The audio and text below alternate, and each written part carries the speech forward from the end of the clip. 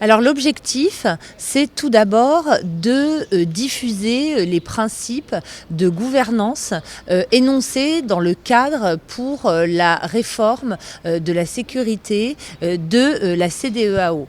Mais il s'agit surtout, dans un contexte de dégradation sérieuse de l'environnement sécuritaire du Sénégal, de recueillir les vues des professionnels sénégalais de la sécurité, qu'ils appartiennent aux forces armées ou aux forces de gendarmerie, de police ou au monde de la supervision démocratique du secteur de la sécurité. La réforme est un processus. On doit considérer que tous les appareils de sécurité doivent en permanence s'adapter aux exigences de leur environnement. En ce qui concerne spécifiquement le système de sécurité sénégalais, je pense qu'il y a beaucoup de motifs de considérer qu'il s'agit plutôt d'un modèle au sein de la sous-région, notamment en raison de la stabilité et du républicanisme de son appareil militaire. Alors nous espérons que c'est le fait de mettre en relation à la fois des experts de la sécurité appartenant à l'armée, à la police, à la gendarmerie, au Parlement, aux organisations de la société civile sénégalaise, avec des personnes qui réfléchissent depuis des années à la façon de promouvoir la sécurité au niveau régional dans le cadre de la CEDEAO, qui peut contribuer à l'émergence de solutions co-construites.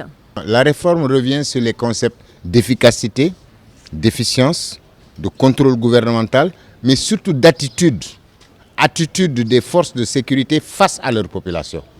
Et croyez-moi, la population, quand elle est en cohésion avec ses forces de défense et de sécurité et ses gouvernants, la résistance du pays est encore améliorée grandement.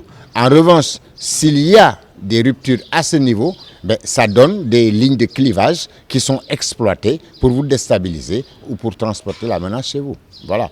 Et donc, la pertinence, c'est vraiment ce cadre comme outil d'amélioration aussi des relations civilo-militaires.